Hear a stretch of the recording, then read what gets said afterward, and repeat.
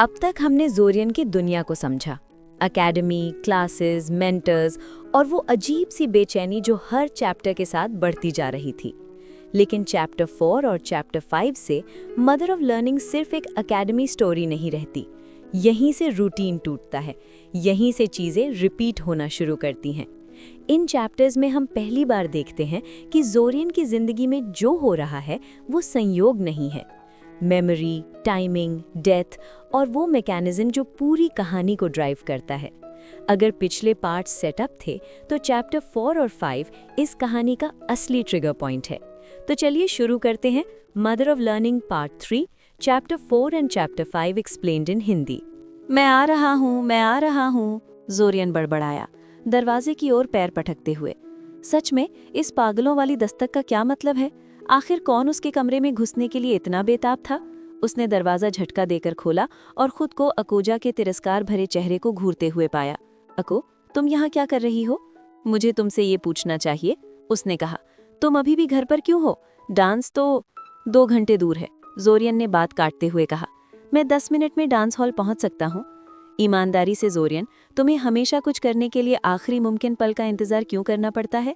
क्या तुम्हें एहसास नहीं है कि तुम कितना बुरा उदाहरण पेश कर रहे हो?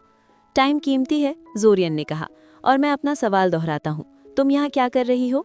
मुझे नहीं लगता कि ये तुम्हारी सामान्य आदत है कि तुम उन लोगों को ढूंढती फिरो जो तुम्हारी पसंद के अनुसार जल्दी नहीं आए हैं। मिस जिलेटी ने मुझे तुम्हें लाने के लिए कहा है, अकोजा ने स्वीकार किया। ज़ोरियन ने पलकें झपकाईं। ऐसा लगता है कि इल्सा ये सुनिश्चित करना चाहती थी कि वो भूल न जाए। हाँ, हालांकि ये विचार उसके मन में आया था, वो जानता था कि ये कभी काम नहीं करेगा। उसने ये भी कहा कि तुम्हें कोई डेट नहीं मिली, इसलिए आज शाम के लिए वो मैं रहूंगी। अकोजा ने अधिक दबे हुए स्वर में बोलना जारी रखा। अचानक दरवाजे के फ्रेम को इतना दिलचस्प पाया कि उसका निरीक्षण करना उचित लगा। ज़ोरियन ने भौहें से कोड़ी। एक डेट लाने से मना करना कैसी कोई डेट नहीं मिल पाना बन गया। ऐसा लग रहा था कि इल्सा उसकी माँ की तरह उसके शब्दों का अपनी पसंद के अनुसार अनुवाद करने की प्रवृत्ति रखती थी। ज़ोरियन को संदेह था कि वे दोनों एक दूसरे के साथ बहुत अच्छी तरह घुल मिल जाएंगी। खैर, कपड़े पहन लो ताकि हम अब जा सकें, उसने अचानक अपना आत्मविश्वास वापस पाते हुए कहा। तुम्हें चीज़ों को आखिरी पल तक खींचने में कोई दिक्कत नहीं हो सकती, लेकिन मुझे है। ज़ोरियन ने पूरे 1 सेकंड तक उसे घूरा, ये तय करने की कोशिश करते हुए कि क्या किया जाए। उसका आधा मन तो उसके चेहरे पर दरवाज़ा पटकने का था और इस तमाशे में हिस्सा लेने से मना करने का था, लेकिन उसने सोचा कि इसमें अकोजा की कोई गलती नहीं थी कि उसे इसमें घसीटा गया। पूरी संभावना थी कि उसके पास एक रूखे लड़के के साथ जाने के बजाय शाम के लिए कहीं अधिक सुखद योजनाएं थीं जो इस अनुभव से नफरत करता था। उसने उसे कमरे के अंदर आने का इशारा किया और कपड़े पहनने के लिए बाथरूम में चला गया। हालांकि उसे वास्तव में इल्सा के मैनिपुलेशन कौशल पर आश्चर्य करना पड़ा। अगर केवल उसे ही इस चीज़ में जाना होता तो वो कैजुअल कपड़े पहन कर आता, वहाँ जाने से कम समय बिताता और पूरी शाम लोगों से किसी महामारी की तरह बचता रहता। अब क्या, वो अकोजा की शाम खराब नहीं करना चाहता था, जिसका अर्थ था कि उसे कम से कम एक दिखावटी प्रयास तो करना ही होगा। हाँ, इल्सा और उसकी माँ एक ही थाली के चट्टे बट्टे की तरह मेल खाएंगी। डांस हॉल तक की पैदल यात्रा शांत थी। ज़ोरियन ने बातचीत शुरू करने से इनकार कर दिया, बावजूद इसके कि उसे महसूस हो रहा था कि अकोजा को खामोशी अजीब लग रही है। खामोशी उसे बिल्कुल रास आ रही थी और वो जानता था कि वो आज शाम बहुत कम चीज़ों के साथ सहज महसूस करेगा। वो शांति का आनंद लेगा जब तक ये बनी रहती है, जो ज़्यादा देर तक नहीं रही। इस कार्यक्रम के लिए अकादमी ने जो हॉल निर्धारित किया था वो उसके रेजिडेंस बिल्डिंग से लगभग 10 मिनट की दूरी पर था। जैसे ही वे उसके पास पहुंचे, प्रवेश द्वार के सामने एक बड़ी भीड़ का दृश्य उनका स्वागत किया, जो उत्साहित छात्रों से भरी हुई थी और जोशीली चर्चाओं में व्यस्त थी। घनी भीड़ को देखकर ज़ोरियन थोड़ा पीला पड़ गया। उन्हें देखते ही उसके सर में दर्द होने लगा था। अफसोस कि चाहे उसने अकोजा से कितनी भी मिन्नतें की, उसने डांस शुरू होने तक उन्हें भीड़ के बाहरी किनारों पर इंतजार करने देने से मना कर दिया। बदले के तौर पर ज़ोरियन अनजाने में अकोजा से अलग होने में कामयाब रहा जब उन्हें अंदर ले जाया गया और खुद को भीड़ में खो दिया। वो मन ही मन हंसा, सोचते हुए कि उसे दोबारा ढूंढने में कितना समय लगेगा। अगर उसे आधे घंटे से कम समय लगा तो उसे हैरानी होगी, क्योंकि वो किसी पार्टी में अन्य पार्टी जाने वालों का ध्यान खींचे बिना किसी विशेष व्यक्ति की नज़र से बचने में काफ़ी माहिर था। एक कथित रूप से साधारण स्कूल डांस के लिए पूरा कार्यक्रम आश्चर्यजनक रूप से भव्य था। मेज़ें खाने से लबालब भरी हुई थी, जिनमें से अधिकांश इतनी विदेशी थी कि ज़ोरियन उन्हें पहचान भी नहीं पा रहा था, और हॉल को उच्च गुणवत्ता वाले चित्रों और एनिमेटेड कार्विंग से सजाया गया था, जो एक पूर्व निर्धारित तरीके से चलती थी। धिक्कार है। यहाँ तक कि मेज़पोश के जटिल लेस से भरे हुए थे और इतने नरम थे कि उन्हें किसी बहुत महंगी चीज से बनाया गया होगा। उसके कई सहपाठी खुले तौर पर अपने परिवेश को घूर रहे थे और यहाँ तक कि जोरियन भी, जो पहले भी कई बार इस तरह के कार्यक्रमों में रह चुका था, थोड़ा स्तब्ध था। फिर उसने कंधे उचकाए और भीड़ में घुलने मिलने की पूरी कोशिश की ताकि अकोजा उसे ढूंढ न सके। वो खाने से भरी मेज़ों के बीच से होकर गुजरा, कभी कभी किसी व्यंजन का स्वाद चखता जब उसे कुछ दिलचस्प दिखता, अन्य लोगों का निरीक्षण करता और मेहनत से किसी भी ऐसे व्यक्ति की नज़र से बचता जो उसके साथ बातचीत शुरू करने का इच्छुक हो सकता था। वो देख सकता था कि इल्सा डांस से जुड़ी हर चीज़ को सुचारू रूप से चलाने के लिए इतनी दृढ़ क्यों थी। इस चीज़ के भारी खर्च को अलग छोड़ दें तो वहाँ केवल छात्र ही मौजूद नहीं थे, वहाँ विभिन्न गिल्ड्स, हाउसेज, सोसाइटीज़ और संगठनों के प्रतिनिधि भी थे, और न केवल अलायंस से बल्कि विदेशों से भी, यहाँ तक कि दूसरे महाद्वीपों से भी। वो एक विशिष्ट नीले रंग की अबनासिया मिलिट्री यूनिफॉर्म में कम से कम एक व्यक्ति को देख सकता था। HSAN से एक छोटा प्रतिनिधिमंडल और एक गहरी रंग की महिला को इतने रंगीन पहनावे में कि जोरियन को संदेह था कि अब तक किसी ने उसे नोटिस न किया हो। उसने बेकार ही सोचा कि ये डांस वास्तव में किस बारे में था, क्योंकि ये लोग एक साधारण स्कूल डांस के लिए यहाँ नहीं होंगे, इससे पहले कि उसने तय किया कि उसे वास्तव में इसकी परवाह नहीं है। इस तरह के लोग अपनी ही दुनिया में रहते थे और उनके महत्वपूर्ण के मानदंड उसके जैसे साधारण मरणशील लोगों से अलग थे। 1 घंटे बाद पहला डांस शुरू होने वाला था और जोरियन अकोजा की ओर मुड़ा। वो गुस्से से लाल थी और उसे उसकी इस बात पर विश्वास नहीं हुआ कि वो ईमानदारी से खो गया था और अब तक उसे ढूंढ नहीं पाया था, लेकिन उसने खुद को उस पर बरसने से रोकने में कामयाबी पाई। वो उसे डांस फ्लोर की ओर ले गया और जब उसने अनजाने में कुछ बार उसके पैरों की उंगलियों को कुचला तो उसने कोई पलटवार नहीं किया। लोग तुम्हारे बारे में पूछ रहे थे, अकोजा ने कहा, फिलहाल उसके पैरों की उंगलियों को प्रताड़ित करने से थक कर। खैर, मैं यहीं आसपास था, जोरियन ने हल्की मुस्कान के साथ कहा। उन्हें बस मुझे ढूंढना था। हालांकि ऐसा कोई कारण नहीं है कि तुम अब उन्हें न ढूंढ सको, अकोजा ने टिप्पणी की। लेकिन अको, हम डांस कर रहे हैं, मुमकिन ही नहीं कि मैं तुम्हारे जैसी खूबसूरत लड़की को किसी चीज के लिए छोड़ दूं।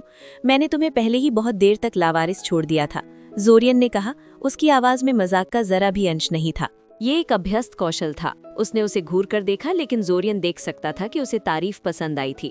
अफसोस की बात है कि इसने उसे इसके तुरंत बाद उसे एक के बाद एक लोगों के समूह से मिलने के लिए खींच ले जाने से नहीं रोका। जोरियन को इस तरह प्रदर्शनी पर रखा जाना नापसंद था, लेकिन उसे संदेह था कि अकोजा को इल्सा से आदेश मिले थे, इसलिए वो उस पर नहीं चिल्लाया।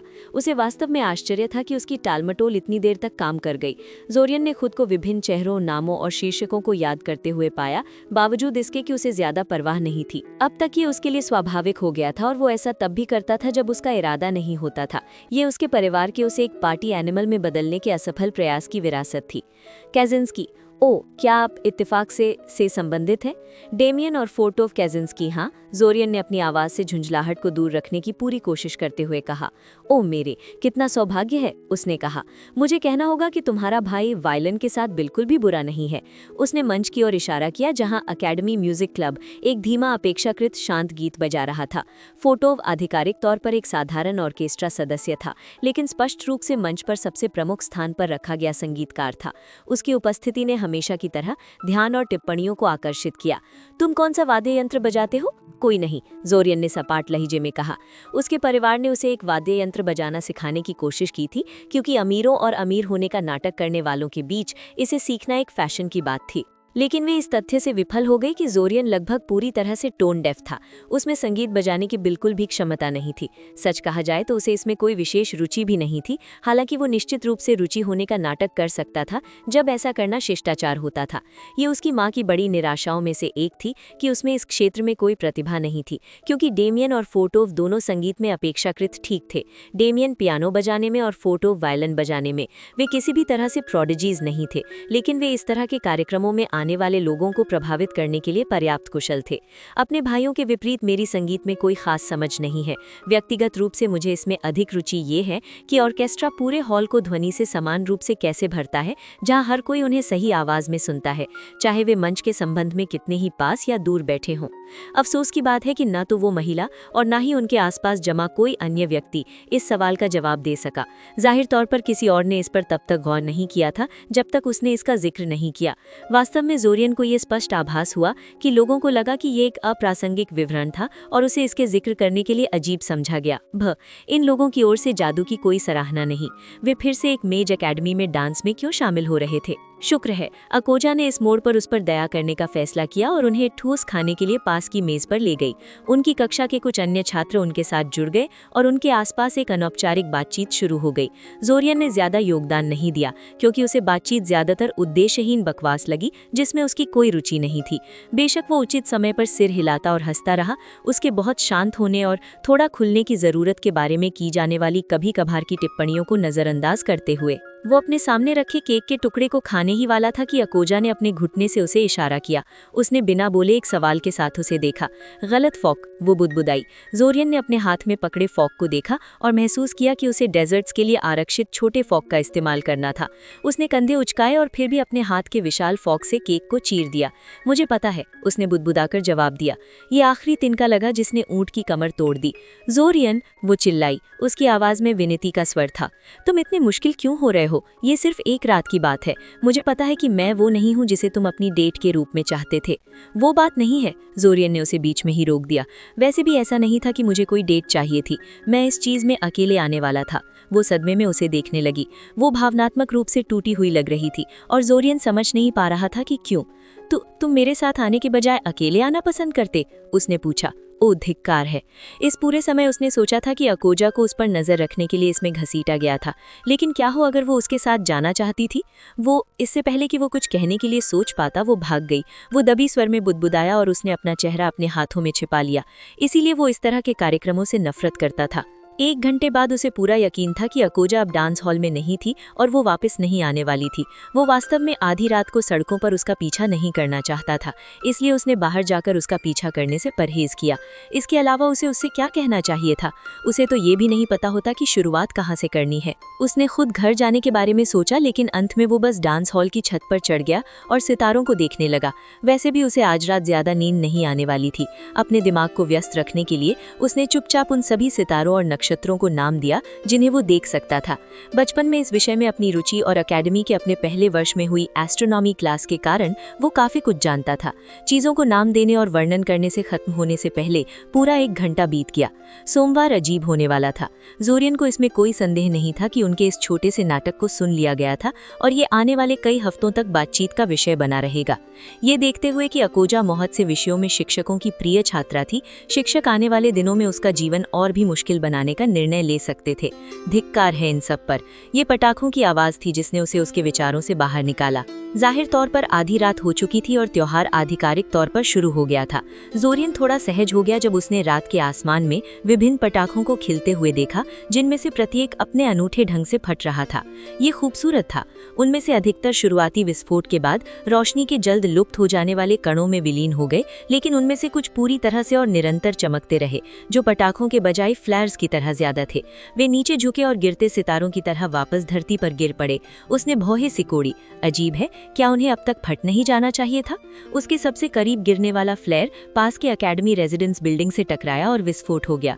विस्फोट इतना तेज और इतना चमकीला था कि जोरियन क्षण भर के लिए अंधा और बहरा हो गया। वो पीछे लड़खड़ाया और अपने घुटनों के बल गिर पड़ा जब पूरी इमारत उसके पैरों के नीचे कांप उठी। अपनी दृष्टि से धब्बों को साफ करते हुए विस्फोट की आवाज से उसके कान अभी भी बज रहे थे। जोरियन तेजी से वापस अपने पैरों पर खड़ा हुआ। उसने उस स्थान को घूरा जहां कभी वो क्षतिग्रस्त एकेडमी रेजिडेंस बिल्डिंग थी। लगभग पूरी इमारत जमीन से मिल गई थी। प्रभावित स्थल के आसपास जो भी ज्वलनशील चीज थी वो जल रही थी और विनाश के उपकेंद्र से अजीब जलती हुई आकृतियां निकल रही थी। रुको 1 मिनट, ये उसकी रेजिडेंस बिल्डिंग है?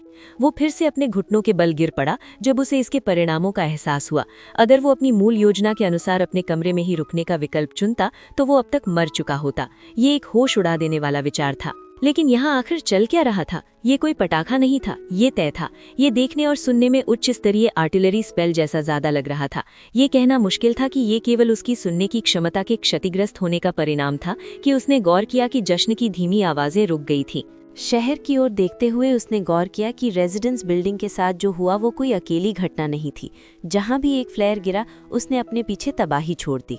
उसके पास इस पर विचार करने के लिए केवल कुछ ही सेकंड थे कि उसने दूर से फ्लेयर्स के एक और जत्थे को आसमान की ओर बढ़ते हुए देखा। ये विशेष गोलाबारी पटाखों से छिपी नहीं थी, इसलिए काफी स्पष्ट था कि वे आर्टिलरी स्पेल्स थे। उन पर हमला हुआ था।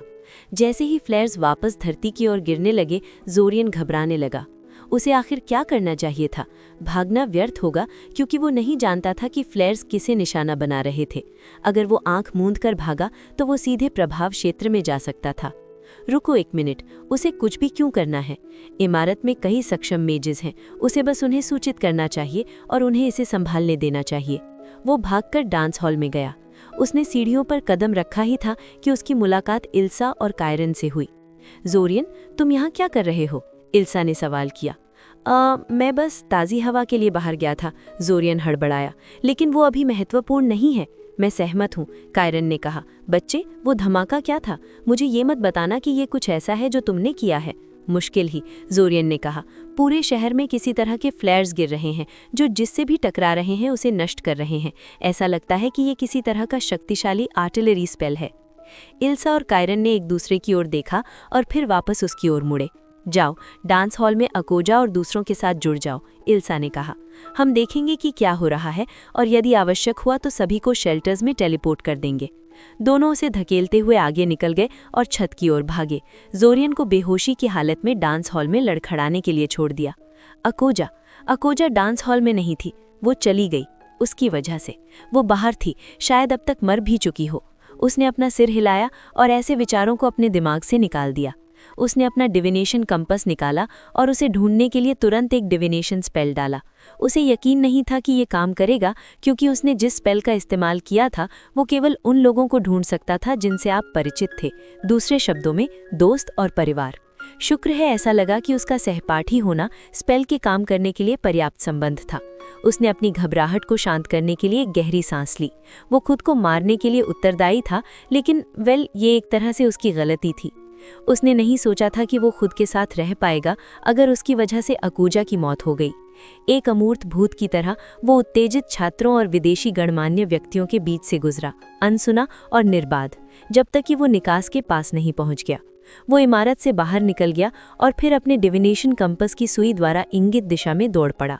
ट्रोल्स काफी गंदे जीव थे। इनकी कई प्रजातियां थी, लेकिन वे सभी 3 मीटर लंबे इंसानों जैसे दिखने वाले जीव थे, जिनकी खाल बहुत सख्त थी और उनके पास घाव भरने की गजब की ताकत थी, जो इतनी तेज थी कि वे कटे हुए अंगों को बस कुछ देर के लिए कटे हुए हिस्से पर लगाकर वापस जोड़ सकते थे। सबसे ज्यादा संख्या वाली और मशहूर प्रजाति फॉरेस्ट ट्रोल थी, जिनकी चमड़ी गहरे हरे रंग की थी और वे उत्तर के बड़े जंगलों में घूमते रहते थे। जैसे ही ज़ोरियन ने ट्रोल्स के एक झुंड को सड़कों पर अकड़कर चलते, खिड़कियां तोड़ते और अजीब तरह से चिल्लाते देखा, उसने सोचा कि ये किस्मत की बात है कि पास की जलती इमारतों से उठने वाले कड़वे धुएं ने उसकी गंध को छुपा लिया था। उसकी सभी किताबों में लिखा था कि एक फॉरेस्ट ट्रोल की सूंघने की शक्ति बहुत डरावनी होती है। आमतौर पर वो सोचता कि इतने सारे फॉरेस्ट ट्रोल्स एक इंसानी शहर के बीच में क्या कर रहे हैं, जो उनके रहने वाली जगह से काफ़ी दूर है। लेकिन उनके हाथों में पकड़ी हुई तलवारों और गदाओं ने उसे वो सब बता दिया जो उसे जानना चाहिए था। वे हथियार इतने आधुनिक थे कि उन्हें खुद ट्रोल्स नहीं बना सकते थे, क्योंकि वे बहुत पुराने तरीके से रहने वाले जीव थे और उनमें धातु के काम की इतनी अच्छी समझ नहीं थी। वे वॉर ट्रोल्स थे। किसी ने इन जीवों को हथियार दिए थे और उन्हें शहर पर हमला करने के लिए छोड़ दिया था। जब वे चले गए तो ज़ोरियन थोड़ा शांत हुआ और ये सोचने की कोशिश करने लगा कि अब क्या किया जाए। वो कितना बेवकूफ़ था। आखिर उसे बिना टीचर से मदद लिए वहाँ से भागने की क्या ज़रूरत थी? वैसे तो उसने सोचा था कि सिर्फ वो आग के गोले ही खतरा हैं और उस हालत में अकोजा तक पहुँचना कोई बड़ी बात नहीं होती अगर कोई भटकता हुआ गोला उसे न लग जाता। इसके बजाय उसने शहर को राक्षसों से भरा हुआ पाया। ये कोई वैसा आतंकी हमला नहीं था जैसा उसने सोचा था, ये तो पूरी तरह से हमला था। बदकिस्मती से डांस हॉल वापस जाने का रास्ता उसके लिए बंद हो गया था, क्योंकि हमला करने वाली बहुत सी फौज अकेडमी की तरफ बढ़ रही थी, जिससे उसका वापस लौटने का रास्ता कट गया था। ये ध्यान में रखते हुए ज़ोरियन अकोजा की तरफ चल पड़ा। उसने खुद को अंधेरे में रखा, ये जानते हुए कि हमलावर खुले में दिखने वाले किसी भी व्यक्ति को जल्दी देख लेंगे, जैसे वो लड़का जो वहाँ खड़ा है। क्या वो जैक है? यहाँ, जैक चिल्लाया, हवा में अपना हाथ हिलाते हुए। मैं यहाँ हूँ तुम बेवकूफ़ जानवरों, आओ और मुझे पकड़ो। जोरियन जो देख रहा था उसकी बेवकूफ़ी भरी हिम्मत को देखकर दंग रह गया। वो बेवकूफ़ आखिर कर क्या रहा था? चाहे वो कितना भी काबिल छात्र क्यों ना हो, जैक के पास शहर में घूम रहे इन राक्षसों का सामना करने का कोई रास्ता नहीं था। लेकिन अब कुछ भी करने के लिए बहुत देर हो चुकी थी। जैक के चिल्लाने से खिंचे चले आए ट्रोल्स दौड़ते हुए वापस आए और उस लड़के पर हमला करने से पहले एक साथ चिल्लाए, जिसने अपनी तरफ उनका ध्यान खींचने की बेवकूफ़ी की थी। जोरियन जैक के खड़े होने के तरीके से बता सकता था कि वो ट्रोल्स से लड़ने का इरादा रखता है, जो उसे काफी पागलपन भरा लगा। वो एक ऐसे जीव के खिलाफ क्या कर सकता है जो अपने लगभग किसी भी घाव को खुद ही भर लेता है? सिर्फ आग और तेजाब ही उन्हें पक्का नुकसान पहुंचा सकते थे। और वे जैक ने अपनी छड़ी को मजबूती से पकड़ा। उसका दूसरा हाथ हमला करने वाले ट्रोल्स की दिशा में फैला हुआ था। उसके हाथ से आग का एक दहाड़ता हुआ गोला निकला और ठीक ट्रोल्स के झुंड के बीच में जाकर फटा। जब आग की लपटें हटी तो वहां केवल जले हुए शरीर ही बचे थे। जोरियन हैरान था। उस तरह का असली फायरबॉल एक 3 सर्कल स्पेल था और उसे डालने के लिए बहुत सारी माना की जरूरत थी, जितनी किसी भी एकेडमी के छात्र के पास नहीं थी। यहाँ तक कि डेमियन भी जैक की उम्र में वो स्पेल नहीं डाल सकता था। फिर भी न केवल जैक ने इसे कामयाबी से किया, बल्कि वो इस काम से थका हुआ भी नहीं लग रहा था।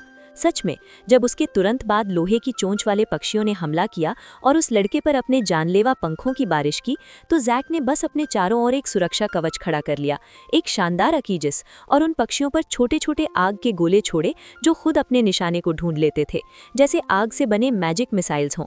जोरियन अपने सहपाठी को बिना किसी मेहनत के अकेले ही राक्षसों की फौज से लड़ते हुए देखकर दंग रह गया था।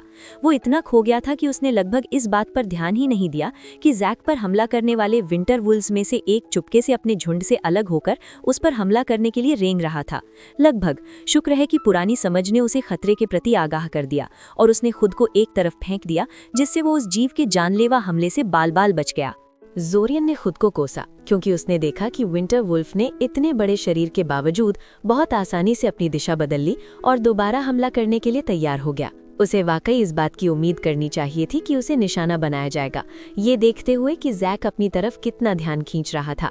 उसे जैक की लड़ाई का फायदा उठाकर भाग जाना चाहिए था जब उसके पास मौका था। अब बहुत देर हो चुकी थी। जोरियन जानता था कि वो इतना तेज नहीं है कि एक विंटर वुल्फ से आगे निकल सके, और उसके पास अपना बचाव करने के लिए कोई भी लड़ाई वाले जादू यानी कॉम्बैट स्पेल्स नहीं थे, या यूं कहें कि उसके पास कोई जादू वाली छड़ें यानी स्पेल रॉड्स और ऐसी चीजें नहीं थी। अगर वो आज रात बच गया तो वो निश्चित रूप से कुछ कॉम्बैट इन्वोकेशन सीखेगा, चाहे वे पुराने ही क्यों ना हो। हालांकि ये एक बड़ा सवाल था। ताकत की एक चमकती हुई किरण उस विंटर वुल्फ के सिर पर आकर लगी, जिससे उसका सिर खून और हड्डियों के टुकड़ों में बदल गया। जोरियन को ये समझ नहीं आ रहा था कि वो इस बात से घिन महसूस करे कि वो उस खून से भीग गया है, या इस बात से राहत महसूस करे कि वो थोड़ी देर और जिंदा रहेगा। उसने ये भी ध्यान दिया कि उस किरण का असर एक आम मैजिक मिसाइल के मुकाबले थोड़ा ज्यादा ताकतवर था। उसने सोचा कि ये कॉम्बैट मैजिक के साथ जैक की हैरान कर देने वाली काबिलियत का एक और उदाहरण था। जोरियन, तुम यहाँ क्या कर रहे हो? जोरियन ने जैक को गौर से देखा। दूसरे लड़के के पीछे छोड़ी गई लाशों की कतार को देखते हुए जोरियन ने उसके दाहिने हाथ में छड़ी और जादू वाली छड़ों से भरी बेल्ट को देखा। अपनी दिखावटी लापरवाही के बावजूद जैक निश्चित रूप से पूरी तैयारी के साथ आया था। उसका मन हुआ कि वो भी उस लड़के से वही सवाल पूछे, लेकिन फिर फैसला किया कि ये बेकार में झगड़ा मोल लेने जैसा होगा। आखिरकार जैक ने अभी उसकी जान बचाई थी। उसने ईमानदारी बरतने का फैसला किया। शायद दूसरा लड़का उसकी शानदार लड़ने की काबिलियत को देखते हुए अकोजा तक पहुंचने में उसकी मदद करने को तैयार हो जाए। अकोजा को ढूंढ रहा हूँ। हमले से कुछ देर पहले उसने डांस छोड़ दिया था और ये मेरी गलती है। यार, मैंने तो इतनी मेहनत सिर्फ इसलिए की थी ताकि तुम भी डांस में जाओ। ऐसा लगता है जैसे तुम मरना चाहते हो। तुम? जोरियन ने हैरानी से पूछा। तुमने ही एल्सा को बताया था कि मैं नहीं जाने वाला? इतने समय से मैं बेनिसेक को दोष दे रहा था। तुम्हें इस बारे में पता कैसे चला? तुम हमेशा अपने कमरे में रहते हो और अगर मैं तुम्हें रोकने के लिए कुछ ना करूं तो तुम शुरू के हमले में ही मारे जाते हो। और मैं तुम्हें बता दूं, तुम्हें बिना मार पिटाई या इल्सा को शामिल किए अपने कमरे से बाहर निकालने के लिए मनाना बहुत बड़ा सरदर्द है। तुम वाकई बहुत जिद्दी हो सकते हो, जैक ने एक ठंडी सांस लेकर कहा। जोरियन उसे उलझन में देखता रहा। जिस तरह से जैक बात कर रहा था उसे सुनकर लगेगा जैसे ये सब हर रोज होता है। लेकिन अब बहुत हुआ, जैक ने खुशी खुशी कहा। चलो, इससे पहले कि कोई अकोजा को खा जाए उसे ढूंढते हैं। हैं, तुम्हें रास्ता पता है? और उन्होंने वैसा ही किया। वो शहर की जलती हुई सड़कों से गुजरे और अपने पीछे मरे हुए हमलावरों की कतार छोड़ते गए। जैक ने राक्षसों से बचने की कोशिश भी नहीं की। वो बस एक गुस्से में भरे भगवान की तरह उनके बीच से निकलता गया जो बदला लेने निकला था। एक समय पर उन पर कंकालों और एक दुश्मन जादूगर के झुंड ने हमला भी किया, लेकिन जैक ने बस उनके पैरों के नीचे की जमीन को खोल दिया और उन्हें अंदर निगल लिया। जोरियन ने चुप रहना ही बेहतर समझा और कभी भी जैक से उसकी कभी न खत्म होने वाली माना या आधुनिक जादू की जानकारी के बारे में सवाल नहीं किया जो उसकी पहुंच और काबिलियत से बाहर होनी चाहिए थी। वो बस जैक की स्किल्स का फायदा उठाना खुश था। वो जैक की मदद के बिना कभी इतना आगे नहीं बढ़ पाता और वो उस लड़के की मदद के लिए दिल से शुक्रगुजार था। जैक अपने राज अपने पास रख सकता था, चाहे वो जो भी हो। उन्होंने आखिरकार अकोजा को एक घर की ऊपरी मंजिल पर बंद पाया। ऐसा लग रहा था कि विंटर वुल्व्स के झुंड ने उसका पीछा किया था और फिर उसने इस डर से बाहर निकलने से मना कर दिया कि वो जीव उसके बाहर आने का इंतजार कर रहे होंगे। समझदारी की बात थी। जोरियन ने जो किया था उससे तो पक्का ज्यादा समझदारी वाली बात थी। शुक्र है कि इस समय घर के पास विंटर वुल्व्स का कोई निशान नहीं था। ऐसा नहीं था कि अगर वे वहां होते तो जैक को कोई परेशानी होती। इसलिए उन्होंने अकोजा को ये समझाने का थोड़ा सरदर्द वाला काम शुरू किया कि दरवाजा खोलना अब सुरक्षित है। ऐसा लगा कि विंटर वुल्व्स के साथ हुए अनुभव ने उसे काफी डरा दिया था। जोरियन को पूरा यकीन था कि वो उसे सुरक्षित डांस हॉल से बाहर निकालने के लिए उसे दोष देगी, लेकिन वो काफी हैरान हुआ जब अकोजा ने दरवाजा खोलते ही उसे गले लगा लिया और उसके कंधे पर सिर रखकर रोने लगी। मुझे लगा कि मैं मर जाऊंगी, वो चिल्लाई। वहां वो बड़े पक्षी थे जो हर जगह लोहे के पंख फेंक रहे थे और विंटर वुल्व्स और जोरियन ने अपना मुंह खोला, पूरी तरह से उलझन में। वो समझ नहीं पा रहा था कि इस तरह की भावना के साथ कैसे पेश आए। उसने जैक को मदद वाली नजरों से देखा, लेकिन वो लड़का बस उसकी तरफ देखकर मुस्कुराया। उसे ये सब देखकर मजा आ रहा था। आह, जवानी का प्यार, जैक ने जानते हुए अपना सिर हिलाया। लेकिन मुझे डर है कि तुम दोनों को ये दिल वाली मुलाकात सुरक्षित स्थानों में जाकर पूरी करनी होगी। हाँ, अकोजा तुरंत चिल्लाई, अपना चेहरा जोरियन के कंधे से हटाते हुए। उसने प्यार वाली बात को पूरी तरह नजरअंदाज कर दिया। हालांकि मुझे लगा कि ऐसा इसलिए हुआ क्योंकि उसने वो हिस्सा सुना ही नहीं था। उसने अभी भी उसे बहुत मजबूती से पकड़ा हुआ था, जैसे उसे डर हो कि अगर उसने हाथ छोड़ा तो वो गायब हो जाएगा। ये थोड़ा दर्दनाक था, लेकिन उसने उसे ये नहीं बताया। सुरक्षित स्थान, वहां हम सुरक्षित रहेंगे। एक पल के लिए पीछे हटा। ये इतनी जल्दी हुआ कि अकोजा ने ध्यान नहीं दिया, लेकिन जोरियन ने देख लिया। तो क्या सुरक्षित ठिकाने भी सुरक्षित नहीं थे? लेकिन ऐसा लगा कि वे अभी की जगह से तो ज्यादा सुरक्षित थे, क्योंकि जैक वहां जाने के लिए तैयार था। बहुत बढ़िया, जैक ने खुशी खुशी कहा और ताली बजाई। उसने अपनी बेल्ट से एक जादू की छड़ निकाली और अकोजा को दे दी। तुम भी इसे पकड़ लो जोरियन। ये क्या है? जोरियन ने शक के साथ पूछा। उस छड़ पर ऐसा कोई निशान नहीं था जिससे पता चले कि वो किस काम के लिए है, जिसकी वजह से जोरियन थोड़ा डर रहा था। अनजान जादुई चीजों का बिना ये जाने इस्तेमाल करना कि वो किस लिए हैं, बहुत गलत बात थी अगर आप बुढ़ापे तक जिंदा रहना चाहते हो। ये एक टेलीपोर्ट रॉड है, जैक ने कहा। इसे ऐसे बनाया गया है कि जो भी इसे पकड़ेगा वो सुरक्षित ठिकानों तक पहुंच जाएगा। मैंने इसमें 30 सेकंड का समय लगा दिया है, इसलिए पीछे छूटने से पहले इसे पकड़ लो। लेकिन तुम्हारा क्या होगा? अकोजा ने पूछा। इसके चलने से पहले तुम्हें भी इसे पकड़ना होगा। आह नहीं, जैक ने उसे टालते हुए कहा। मेरा यहाँ अभी कुछ काम बाकी है। काम बाकी है? अकोजा चिल्लाई। जैक, ये कोई खेल नहीं है, ये चीजें तुम्हें मार डालेंगी। मैं पूरी तरह काबिल हूँ। जोरियन को पक्का नहीं पता था कि उसे कैसे पता चला। उसे बस खतरे का एक हल्का सा एहसास हुआ और उसे लगा कि उसे तुरंत कुछ करना होगा, बिल्कुल वैसे ही जैसे पहले उस विंटर वुल्फ के हमले के वक्त हुआ था। एक झटके के साथ खुद को अकोजा की पकड़ से छुड़ाते हुए उसने जैक को आने वाले जादू के रास्ते से हटा दिया। एक गुस्से भरी लाल किरण उनके सामने से गुजरी, ठीक उसी जगह से जहां कुछ पल पहले जैक का सिर था, और उनके पीछे की दीवार से टकरा गई। उस लाल रोशनी की टेढ़ी मेढ़ी किरण ने दीवार में गहरा गड्ढा कर दिया और चारों तरफ धूल का बादल छा गया। धत, जैक ने कहा, उसने मुझे ढूंढ लिया। जल्दी छड़ पकड़ो, इससे पहले कि अकोजा गायब हो गई, क्योंकि वो छड़ उसे सुरक्षित जगह ले गई। ये अपना काम कर दे, जैक ने चिड़चिड़े स्वर में बात पूरी की। लानत है जोरियन, तुमने उसे क्यों नहीं पकड़ा? वरना तुम मर जाते, जोरियन चिल्लाया।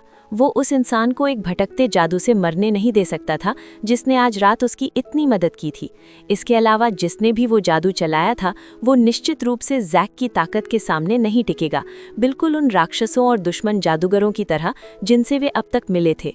आखिर ये दुश्मन जादूगर कितना बुरा हो सकता था? हवा के एक झोंके ने धूल उड़ाई और एक दुबला पतला इंसानी ढांचा सामने आया। जोरियन उस चीज को अपने सामने देखकर हैरान रह गया। वो एक कंकाल था जो अजीब सी हरी रोशनी से घिरा हुआ था।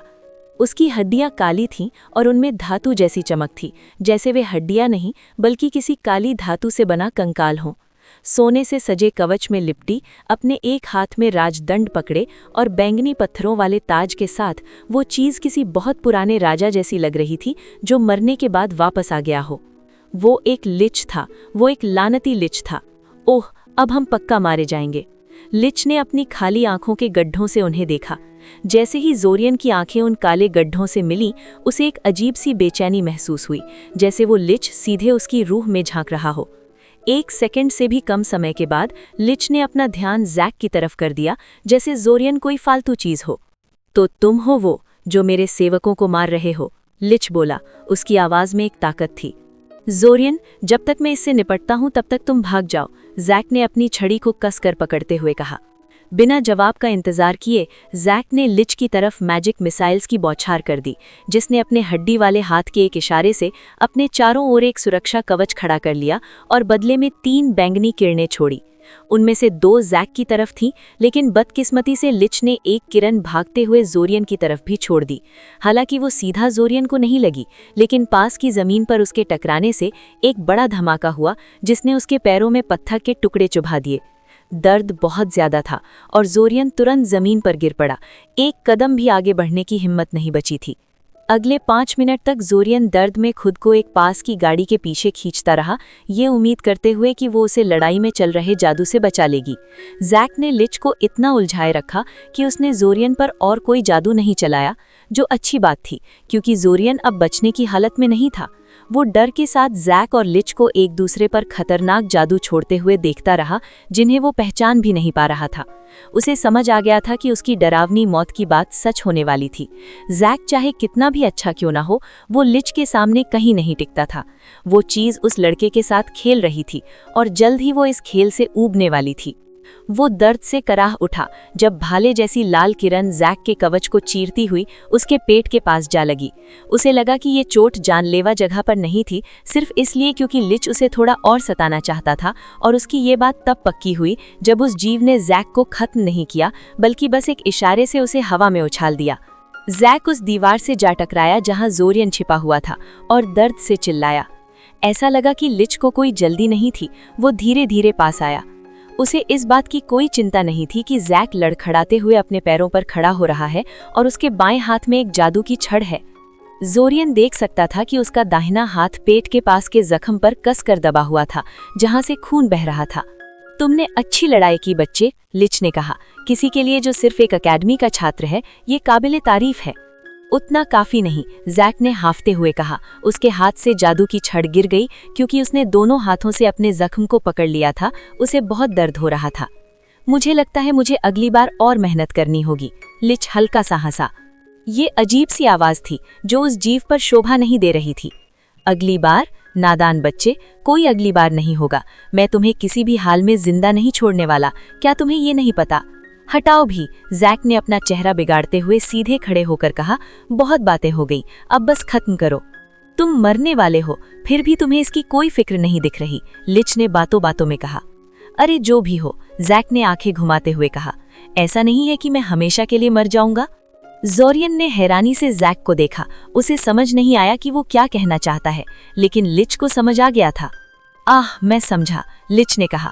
तुम्हें सोल मैजिक की ज्यादा जानकारी नहीं है अगर तुम सोचते हो कि ये तुम्हें अमर बना देती है। मैं तुम्हारी रूह को एक घड़े में कैद कर सकता हूँ, लेकिन मेरे पास एक बहुत बेहतर विचार है। लिच ने लापरवाही से जोरियन की तरफ इशारा किया और उसे अचानक महसूस हुआ कि उसका पूरा शरीर जम सा गया है, जैसे वो किसी अनजान ताकत में कैद हो गया हो। एक और इशारा और जोरियन बहुत तेज रफ्तार से हैरान खड़े जैक की तरफ फेंका गया, जहां वो दर्द के साथ उस दूसरे लड़के से जा टकराया। वे दोनों जमीन पर गिर पड़े और जोरियन को राहत मिली कि कम से कम वो ताकत गायब हो गई थी जिसने उसे जकड़ रखा था।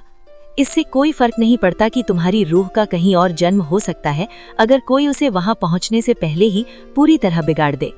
जोरियन को हल्का हल्का सुनाई दिया कि लिच कुछ अनजान भाषा में बोल रहा था जो आम इकोजियन भाषा नहीं थी, लेकिन उसकी कोई भी समझ उस दर्द और अजीब सी बेचैनी के सामने फीकी पड़ गई।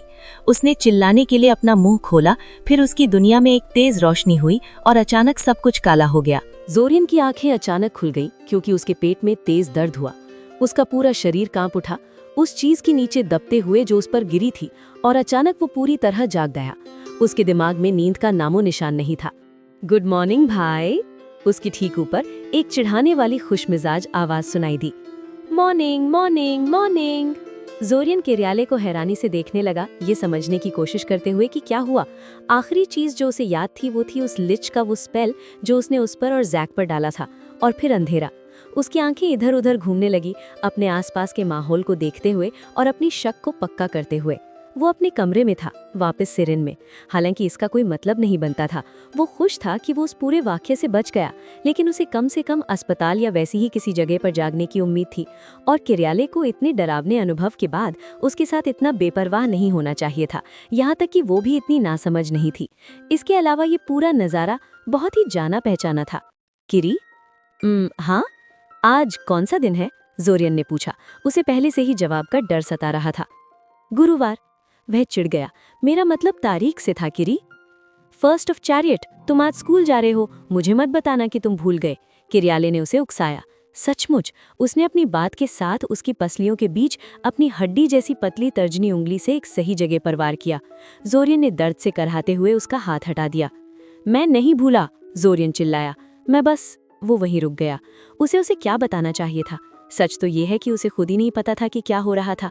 तुम्हें पता है, उसने कुछ पल की शांति के बाद कहा, छोड़ो उसे। मुझे लगता है कि अब तुम्हारा मेरे ऊपर से हटने का वक्त आ गया है। इससे पहले कि किरयाले कुछ जवाब देती, उसने बिना सोचे समझे उसे बिस्तर के किनारे से पलट दिया और खुद भी कूदकर खड़ा हो गया। उसने अपने बिस्तर के पास वाले दराज से अपना चश्मा उठाया और इस बार उसकी आंखों ने अपने कमरे को बहुत बारीकी से देखा, किसी ऐसी चीज की तलाश में जो गलत जगह पर हो, कोई भी चीज जो इसे एक बहुत बड़ा भले ही खराब पसंद का मजाक साबित कर सके। हालांकि उसकी याददाश्त एकदम सही नहीं थी, लेकिन उसे अपनी चीजों को बहुत खास तरीके से सजाने की आदत थी ताकि वो अपने सामान में तांग झांक करने वाले घर वालों का पता लगा सके।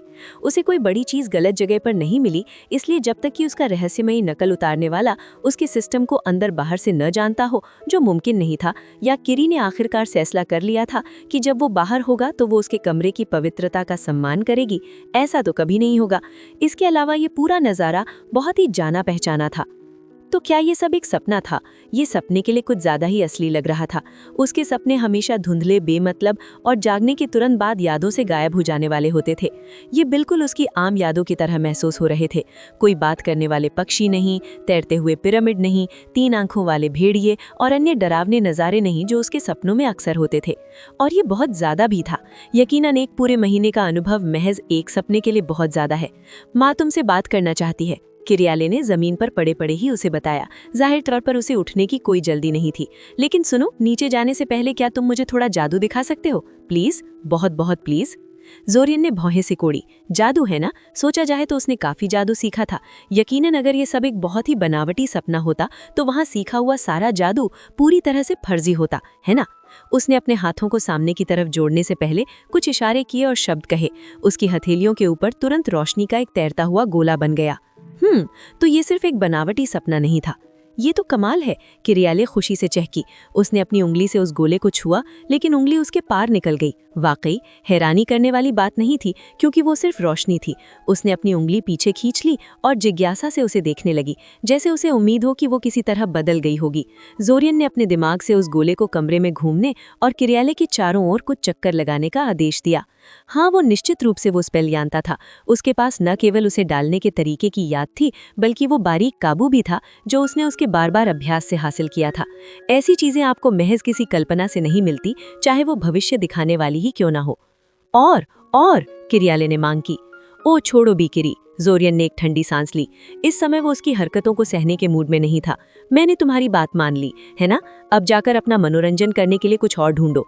उसने उसे चिढ़ाया, लेकिन वो अब तक ऐसी चीजों के खिलाफ पूरी तरह से तैयार हो चुका था। फिर उसने एक पल के लिए भौहें सिकोड़ी और अचानक सीधी हो गई, जैसे उसे कुछ याद आया हो। रुको, नहीं, जोरियन चिल्लाया, लेकिन तब तक बहुत देर हो चुकी थी। किरी पहले ही बाथरूम की तरफ दौड़ गई और उसने पीछे से दरवाजा जोर से बंद कर लिया। धत तेरी की किरी, अभी क्यों? मेरे जागने से पहले क्यों नहीं? तुम्हारी किस्मत ही खराब है, वह जवाब दिया। जोरियन आगे की ओर झुका जब तक कि उसका माथा दरवाजे से नहीं टकराया। मुझे पहले से पता था, फिर भी मैं इसमें फंस गया। उसने भौहें सी कोड़ी। पहले से पता होना वाकई। उसकी भविष्य की यादें जो भी थीं, वे काफी भरोसेमंद लग रही थीं। क्या सायोरिया पर वाकई समर फेस्टिवल के दौरान हमला होने वाला था? उसे इस बारे में क्या करना चाहिए था? वो इस बारे में क्या कर सकता था? उसने अपना सिर हिलाया और वापस अपने कमरे की तरफ चल दिया। वो इस तरह की किसी भी सवाल पर तब तक विचार नहीं करेगा जब तक कि उसे ये पता न चल जाए कि उसके साथ हुआ क्या था। उसने दरवाजा बंद कर लिया ताकि उसे थोड़ी शांति मिल सके और वो अपने बिस्तर पर बैठ गया। उसे सोचने की जरूरत थी। ठीक है, तो वो स्कूल के पूरे 1 महीने तक जीवित रहा बिफोर कुछ हुआ, और फिर वो वापस सिरिन के अपने कमरे में जाग गया जैसे कि वो पूरा महीना कभी हुआ ही ना हो। जादू को शामिल करने के बाद भी ये बात बेतुकी थी। टाइम ट्रैवल नामुमकिन था। उसके कमरे में ऐसी कोई किताब नहीं थी जिसमें इस विषय पर विस्तार से चर्चा की गई हो, लेकिन टाइम ट्रैवल से जुड़ी सभी बातें यही कहती हैं कि इसे नहीं किया जा सकता। यहाँ तक कि डायमेंशनल मैजिक भी समय को सिर्फ मोड़ सकता है, तेज या धीमा कर सकता है। ये उन गिनी चुनी चीजों में से एक थी जिस पर सभी जादूगर एकमत थे। तो फिर वो इसे कैसे जी रहा था? वो अभी अपने कमरे की किताबों में किसी ऐसे जादू की तलाश कर ही रहा था जो किसी तरह से टाइम ट्रैवल का दिखावा कर सके। तभी उसके दरवाजे पर हुई दस्तक ने उसके विचारों को रोक दिया और उसे अचानक एहसास हुआ कि वो अभी भी अपने सोने वाले कपड़ों में है और माँ काफी समय पहले उससे बात करना चाहती थी। उसने जल्दी से कपड़े बदले और दरवाजा खोला, जहाँ उसने खुद को 2 महिलाओं की नजरों के सामने पाया, जिनमें से केवल एक उसकी माँ थी। वो लगभग इल्सा को नाम से पुकारने ही वाला था, लेकिन उसने समय रहते खुद को रोक लिया। अकेडमी से एक शिक्षिका तुमसे बात करने आई हैं, उसकी माँ ने कहा। उनकी नाराजगी भरी नजरों ने उसे बता दिया कि इल्सा के जाते ही वे उसे खूब सुनाने वाली हैं। नमस्कार, इल्सा ने कहा। मैं सायोरिया की royal academy of magical arts से इल्सा जिलेटी हूँ। मैं तुम्हारे जाने से पहले कुछ ज़रूरी मामलों पर बात करना चाहती थी। इसमें ज़्यादा समय नहीं लगेगा। ज़रूर, जोरियान ने कहा। आप कहाँ? तुम्हारा कमरा काफ़ी रहेगा, इल्सा ने कहा। मैं आप लोगों के लिए कुछ पीने के लिए लाती हूँ, उसकी माँ ने खुद को वहाँ से हटाते हुए कहा। जोरियान ने इल्सा को देखा जब वो अलग अलग कागजात निकाल रही थी और उन्हें उसकी मेज़ पर रख रही थी। वैसे भी वो उनके साथ क्या कर रही थी? वो ये तय करने की कोशिश कर रहा था कि इस मामले में आगे कैसे बढ़ा जाए। अगर उसकी भविष्य की यादें सही थीं तो उसे भी कभी उसे वो स्क्रोल थमाना चाहिए। हाँ, ये रहा। क्या होने वाला है ये पहले से ही जान लेना अजीब है। दिखावे के लिए जोरियान ने उस स्क्रोल की सरसरी जांच की और उसमें माना प्रवाहित किया। ये बिल्कुल वैसा ही था जैसा उसे याद था। लिखावट, वो दिखावटी आधिकारिक शब्द, दस्तावेज के नीचे बना वो सजावटी निशान, और जोरियान को अपने अंदर डर की एक लहर महसूस हुई। वो आखिर किस चीज में फंस गया था? उसे नहीं पता था कि उसके साथ क्या हो रहा है, लेकिन ये बहुत बड़ा था, बहुत ही बड़ा। उसका मन हुआ कि वो इल्सा को अपनी मुसीबत के बारे में बता दे और उसकी सलाह ले, लेकिन उसने खुद को रोक लिया। ये करने की सबसे समझदारी वाली चीज लग रही थी। यकीनन उसके जैसी पूरी तरह प्रशिक्षित जादूगरनी इस चीज से निपटने के लिए उससे कहीं ज्यादा काबिल थी, लेकिन वो उसे आखिर क्या बता सकता था? कि उसे वो चीजें याद आ रही हैं जो अभी हुई ही नहीं है? हाँ, ये सुनने में बहुत अच्छा लगेगा। इसके अलावा अपनी भविष्य की यादों की हकीकत को देखते हुए अगर उसकी चेतावनी की वजह से सायोरिया पर हमले की किसी साजिश का पता चल जाता तो उसे आसानी से गिरफ्तार किया जा सकता था। आखिरकार इस बात की संभावना ज्यादा है कि उसकी ये चौंकाने वाली जानकारी साजिश का हिस्सा होने की वजह से मिली है, ना कि इसलिए कि वो कोई अजीब टाइम ट्रैवलर है। उसके दिमाग में कुछ सरकारी जासूसों की तस्वीर उभरी जो जानकारी के लिए उसे दर्द दे रहे थे और वो कांप उठा। नहीं, अभी के लिए ये सब अपने तक ही रखना सबसे अच्छा है। तो अगले 10 मिनट तक जोरियान ने मूल रूप से अपनी पहली बातचीत की यादों को दोबारा दोहराया। इस बार अलग चुनाव करने का कोई मतलब नहीं दिखा। उसके सभी चुनाव इन वजहों से किए गए थे जो वर्तमान में भी उतनी ही सही थी जितनी कि उसकी भविष्य की यादों में थी। हालांकि उसने इस बार जिम को लेकर इल्सा से बहस नहीं की, क्योंकि वो पहले से ही जानता था कि उस विषय पर बहस करना बेकार है, और उसने बाथरूम जाने की इजाज़त भी नहीं मांगी क्योंकि वो पहले से ही जानता था कि वो कौन से इलेक्टिव विषय लेना चाहता है। इल्सा को उसके इस अजीब फैसले वाले अंदाज से कोई फर्क नहीं पड़ा। जाहिर तौर पर वो भी इस पूरी प्रक्रिया को उतनी ही जल्दी खत्म करना चाहती थी जितना कि वो। वैसे भी वो उसके इस फैसले से हैरान क्यों होगी? उसके पास इस पूरी मुलाकात की तुलना करने के लिए कोई भविष्य की यादें नहीं थीं। उसके विपरीत सच तो ये है कि वो अब तक उसे जानती भी नहीं थी। जोरियान ने एक ठंडी सांस ली और अपना सिर हिलाया। वे सचमुच सामान्य यादों की तरह महसूस हो रहे थे और उन्हें नज़रअंदाज करना मुश्किल था। ये एक बहुत लंबा महीना होने वाला है। क्या आप ठीक हैं मिस्टर काजिंस्की? जोरियान ने जिज्ञासा से इल्सा की ओर देखा, ये समझने की कोशिश करते हुए कि उसने उससे ऐसा क्यों कहा। उसने अपने हाथों की ओर देखा, बस एक पल के लिए, लेकिन जोरियान ने इसे पकड़ लिया। उसके हाथ कांप रहे थे। उसने अपनी मुट्ठियां भींच लीं और एक गहरी सांस ली। मैं ठीक हूँ, उसने कहा। लगभग 1 सेकंड की अजीब सी शांति छा गई। इल्सा जाहिर तौर पर अपनी आखिरी बात तब तक जारी नहीं रखना चाहती थी जब तक कि वो उसे अच्छी तरह देख ना ले। क्या मैं आपसे एक सवाल पूछ सकता हूँ? बिल्कुल, इल्सा ने कहा, मैं इसीलिए यहाँ हूँ। आप टाइम ट्रैवल के बारे में क्या सोचती हैं? वो इस सवाल से साफ हैरान रह गई। शायद ये आखिरी चीज़ थी जिसकी उसने उससे पूछने की उम्मीद की थी, या कम से कम उस सूची में सबसे नीचे थी। हालांकि उसने बहुत जल्दी खुद को संभाल लिया। टाइम ट्रैवल नामुमकिन है, इल्सा ने मजबूती से कहा। समय को केवल फैलाया या दबाया जा सकता है, उसे कभी छोड़ा या पीछे नहीं किया जा सकता। क्यों?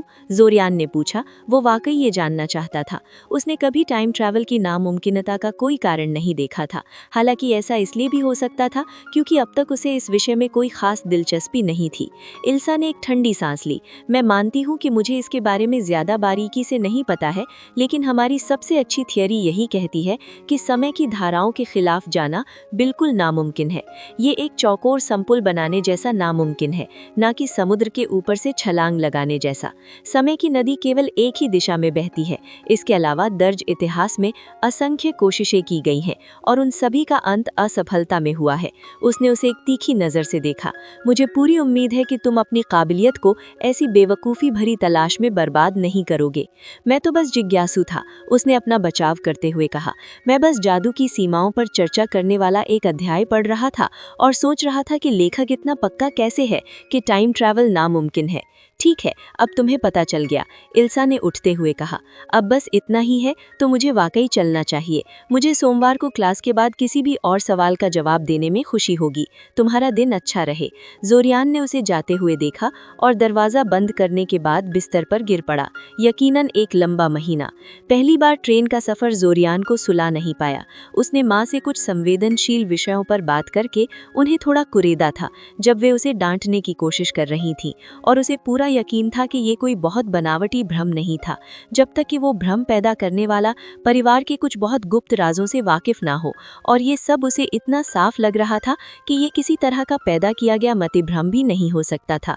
जहाँ तक वो इस समय बता सकता था, उसने वाकई समय में पीछे का सफ़र किया था।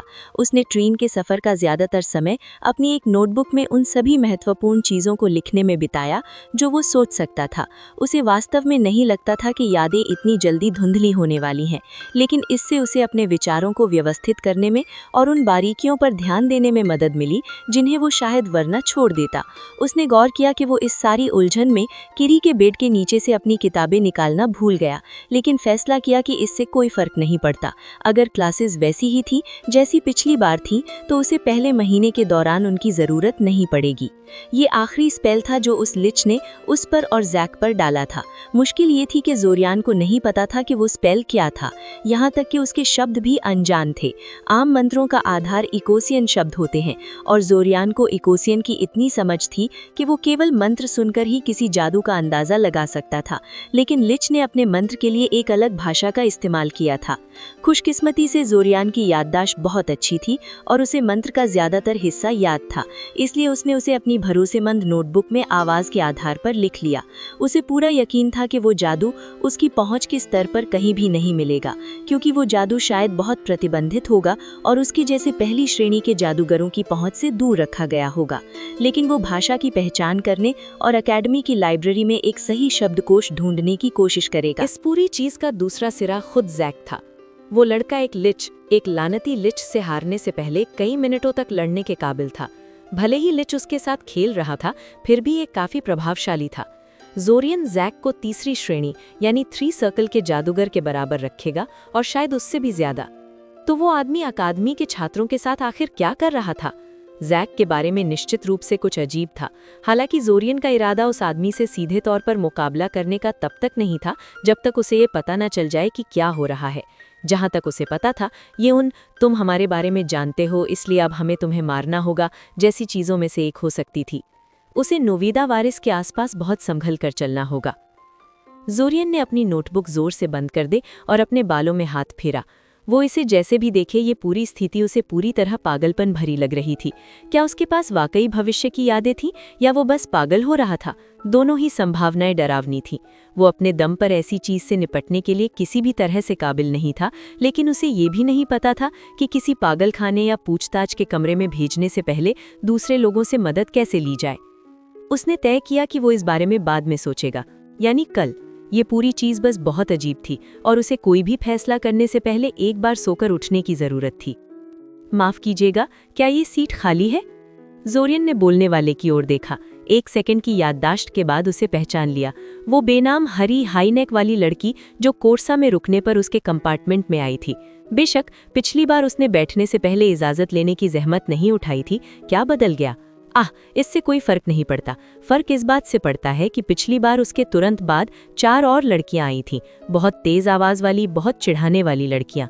वो ट्रेन का बाकी सफर उनकी बकवास सुनकर दोबारा बिताने वाला नहीं था। हाँ, उसने सिर हिलाया। सच तो ये है कि मैं अभी जा ही रहा था। हम कोर्सा में रुक रहे हैं, है ना? आपका दिन अच्छा रहे मिस। और फिर उसने जल्दी से अपना सामान उठाया और दूसरे कंपार्टमेंट की तलाश में निकल गया, उस लड़की को उसके हाल पर छोड़ते हुए। शायद ये भविष्य की यादें आखिर किसी काम की तो है। धम, कॉकरोच। धम धम धम। रोच, ये लानती दरवाजा खोलो, मुझे पता है तुम यहीं हो। जोरियन अपने बिस्तर पर पलटा और कराह उठा। टाइविन इतनी जल्दी यहाँ क्या कर रही थी? नहीं, रुको। उसने अपनी मेज से घड़ी उठाई और उसे अपने चेहरे के सामने लाया। वो जल्दी नहीं आई थी, वो बस दोपहर तक सोता रहा। उसे अच्छी तरह याद था कि वो ट्रेन स्टेशन से सीधे अकादमी गया था और अपने कमरे में पहुंचने के कुछ ही मिनटों बाद सो गया था। फिर भी वो इस तरह सोता रहा। जाहिर तौर पर मरना और फिर अतीत में जागना थका देने वाला काम है। धम धम धम। मैं आ रहा हूँ, मैं आ रहा हूँ, जोरियन चिल्लाया। दरवाज़ा पीटना बंद करो। जाहिर है उसने और भी जोश के साथ उसे पीटना जारी रखा। जोरियन जल्दी से खुद को सही हालत में लाने के लिए भागा और दरवाजे की तरफ पैर पटकते हुए बढ़ा। दरवाज़ा झटके से खोलते हुए उसने टाइविन को एक तीखी नज़र से देखा, जिसे उसने तुरंत नज़रअंदाज कर दिया। आखिरकार, उसने कहा, तुम्हें इतना समय क्यों लगा? मैं सो रहा था, जोरियन गुर्राया। वाकई? हाँ, उसने दांत पीसते हुए कहा। लेकिन मैं थका हुआ था, बहुत थका हुआ। और तुम आखिर किसका इंतजार कर रही हो? अंदर आओ। वो अंदर की तरफ भागी और जोरियन ने उसका सामना करने से पहले खुद को संभालने के लिए एक पल लिया। उसकी भविष्य की यादों में सीवरों के उसके मिशन पर जाने से मना करने के बाद वो एक बार भी उससे मिलने नहीं आई थी, जिससे उनकी इस दोस्ती के बारे में उसकी असली भावनाओं का साफ पता चलता था। खैर, उसने भी अब तक उसके बारे में शायद ही सोचा था, तो उसे शायद अंदाज़ा नहीं लगाना चाहिए। किसी भी मामले में अब वो उस मिशन में शामिल होने के लिए पिछली बार की तुलना में और भी कम इच्छुक था। उसके पास इस बार करने के लिए और भी ज़रूरी काम थे। साथ ही वो आम घबराहट भी थी, जो अब भी उतनी ही सही थी जितनी तब थी। उसी हिसाब से उसे बस वहां से टरकाने में बहुत कम हिचकिचाहट महसूस हुई और उसे अकेला छोड़ने के लिए मनाने में उसे केवल 1 घंटा लगा। वो काम हो जाने के बाद वो तुरंत लाइब्रेरी की ओर निकल गया। रास्ते में एक पास की बेकरी में जल्दी से कुछ खाने के लिए रुका ताकि उसका काम चल सके। लाइब्रेरी पहुंचते ही उसने टाइम ट्रैवल के विषय पर किताबों की तलाश शुरू कर दी और उस भाषा को पहचानने की कोशिश की जिसका इस्तेमाल लिच ने अपने जादू में किया था। इसे निराशाजनक कहना इसे कम करके आंकना होगा। पहली बात तो टाइम ट्रैवल पर कोई किताब ही नहीं थी। इस विषय को पढ़ाई का कोई गंभीर क्षेत्र नहीं माना जाता था, क्योंकि ये नामुमकिन था और इसके बारे में बहुत कुछ नहीं था। इसके बारे में जो कुछ भी लिखा गया था वो अनगिनत किताबों में बिखरा हुआ था, बिना किसी निशान वाले हिस्सों और पैराग्राफों में छिपा हुआ था, जो वरना किसी और विषय की किताबें थीं। इन बिखरे हुए हिस्सों को जोड़ना एक बहुत बड़ा उबाऊ काम था और उसका कोई खास फायदा भी नहीं था। इनमें से कुछ भी उसकी भविष्य की यादों के रहस्य को सुलझाने में काम नहीं आया। उस भाषा को ढूंढना जिसका इस्तेमाल लिच ने अपने जादू में किया था और भी चिढ़ाने वाला था, क्योंकि वो भाषा की पहचान तक नहीं कर सका, उसका अनुवाद करना तो दूर की बात थी। उसने पूरा सप्ताहांत लाइब्रेरी की किताबों को छानने में बिता दिया। आखिरकार उसने वो रास्ता तब छोड़ दिया जब ये साफ हो गया कि इसका कोई नतीजा नहीं निकल रहा है। साथ ही लाइब्रेरी के कर्मचारी भी उसके किताबों के चुनाव पर उसे अजीब नज़रों से देख रहे थे और वो कोई बदकिस्मती भरी अफवाहें नहीं फैलाना चाहता था। उम्मीद थी कि जब स्कूल शुरू होगा तो वो जैक को झांसे में लेकर ये पता लगा पाएगा कि आखिर क्या हो रहा है। अकोजा के सख्त चेहरे को जोरियान शांत भाव से देखने लगा। वो खुश था कि उसे उसके साथ हुई उस खराब शाम की वजह से किसी ड्रामे का सामना नहीं करना पड़ेगा। लगभग उतना ही खुश जितना वो इस बात से था कि वो मरा नहीं था। लेकिन वो ये सोचे बिना नहीं रह सका कि उसका गुस्सा किस बारे में था। वो वास्तव में ऐसी नहीं लग रही थी कि उसे उस पर क्रश हो, तो उसकी बात उसे इतनी गहराई से क्यों लगी? क्या? उसने पूछा, और जोरियान को एहसास हुआ कि वो उसे कुछ ज्यादा ही देर तक घूर रहा था। ऊप्स, अको, तुम मुझे ये तब क्यों बता रही हो जब आधे से ज्यादा क्लास अभी यहाँ आई भी नहीं है? उसने पूछा। क्योंकि कम से कम एक मौका है कि तुम सुनोगे, उनकी तरह नहीं, अकोजा ने स्वीकार किया। इसके अलावा तुम्हारे जैसे व्यक्ति को दूसरे छात्रों के लिए एक मिसाल होना चाहिए, ना कि उनके स्तर तक गिरना चाहिए। मेरे जैसे व्यक्ति को? जोरियान ने पूछा। बस अंदर जाओ, वो चिढ़कर बोली। उसने आह भरी और अंदर चला गया। चीज़ों को वैसे ही छोड़ देना शायद सबसे अच्छा था। उसे और भी समस्याओं से निपटना था और वो उसकी पसंद के हिसाब से नियमों में बहुत ज़्यादा बंधी हुई थी। उसे नहीं पता था कि जब वो क्लास में जाएगा तो क्या होने वाला था। क्या हर कोई अपना काम रोक देगा और उसे घूरने लगेगा?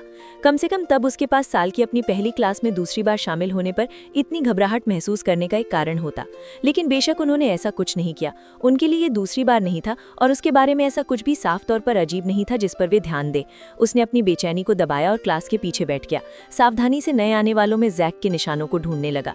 उसे यकीन था कि दूसरा लड़का किसी तरह इससे जुड़ा हुआ था और वो रहस्यमयी लड़का जोरियान के लिए ये समझने का सबसे अच्छा मौका लग रहा था कि उसके साथ क्या हो रहा है।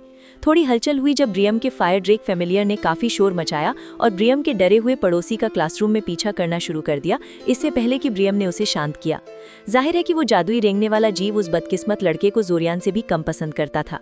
जो भी हो, इल्सा जल्द ही अंदर आई और क्लास शुरू की। जैक कभी नहीं आया। जोरियान ने पूरी क्लास सुध-बुध खोकर बिताई। इस घटनाक्रम से वो हैरान था। जैक आखिर कहाँ था? अब तक सब कुछ लगभग वैसा ही हुआ था जैसा उसकी भविष्य की यादों में था। जैक की गैर मौजूदगी पहला बड़ा बदलाव थी। इसने इस बात को पक्का कर दिया कि जैक किसी तरह इस पागलपन से जुड़ा था, लेकिन इसने उस लड़के को फिलहाल जोरियान की पहुंच से बाहर कर दिया।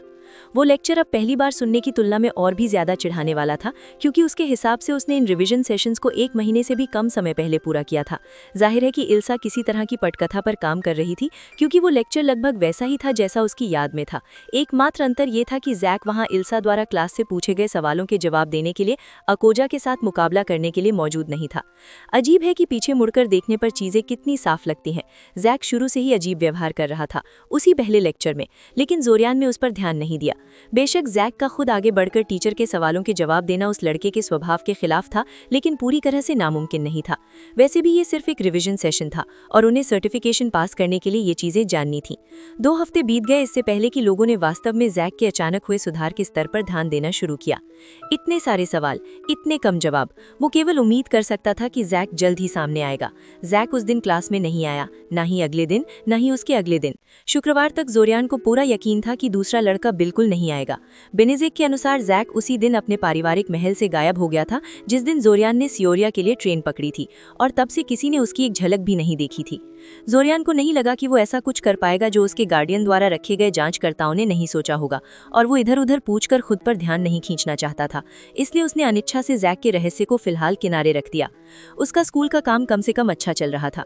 अपनी भविष्य की जानकारी की वजह से उसने नौरा बोल के अचानक लिए गए टेस्ट्स में कमाल कर दिया और उसे वास्तव में किसी भी विषय के लिए पढ़ने की जरूरत नहीं पड़ी। किसी भी चीज को पार करने के लिए बस एक बार याद कर लेना ही काफी था। जब उसकी वार्डिंग क्लास वास्तव में शुरू होगी तो शायद ये बदल जाएगा, लेकिन अभी के लिए उसके पास वो सारा खाली समय था जो वो चाहता था, ताकि वो तेजी से नजदीक आ रहे समर फेस्टिवल और उसके साथ होने वाले हमले के बारे में सोच सके। दुख की बात है कि जैक के गायब होने के साथ जोरियान के पास मौजूद सारे सुराग बंद हो गए थे और अब उसे समझ नहीं आ रहा था कि आगे कैसे बढ़ा जाए। अंदर आ जाओ। जोरियान ने जेविम के ऑफिस का दरवाजा खोला और चुनौती भरे अंदाज में उस आदमी की नजरों से मिला। उसे अब तक अपनी भविष्य की यादों की सच्चाई पर पूरा भरोसा था, जैक के रहस्यमय तरीके से गायब होने को छोड़कर। इसलिए वो जानता था कि ये निराशा का एक और अभ्यास होने वाला है। उसका मन तो इन मुलाकातों का बहिष्कार करने का था, लेकिन उसे शक था कि उस आदमी के विरोध के बावजूद उसकी अडिग मेहनत ने ही आखिरकार इल्सा को उसे अपने संरक्षण में लेने के लिए मना लिया था। और इसके अलावा उसे लगा कि अगर वो छोड़ देता है तो वो जेविम पर एक एहसान करेगा। जोरियान को पक्का एहसास था कि पिछली बार वो आदमी उसे छोड़ने के लिए मजबूर करने की कोशिश कर रहा था और वो इतना जिद्दी था कि वो ऐसा नहीं करेगा। वो बिना पूछे ही बैठ गया, थोड़ा निराश होकर कि उस आदमी ने उसके जानबूझकर किए गए बदतमीजी भरे इशारे पर कोई टिप्पणी नहीं की। ज़ोरियान काजिंस्की? ज़िविम ने पूछा। ज़ोरियान ने सिर हिलाया और उस पेन को हवा में ही बड़ी सफाई से पकड़ लिया। इस बार उसे इसकी उम्मीद थी। अपनी बेसिक 3 दिखाओ, उस आदमी ने आदेश दिया, समन्वय के उस कर्तव्य पर जरा भी हैरान हुए बिना। तुरंत बिना एक गहरी सांस लिए ज़ोरियान ने अपनी हथेली खोली। वो पेन व्यवहारिक रूप से उसकी हथेली से हवा में उछल गया।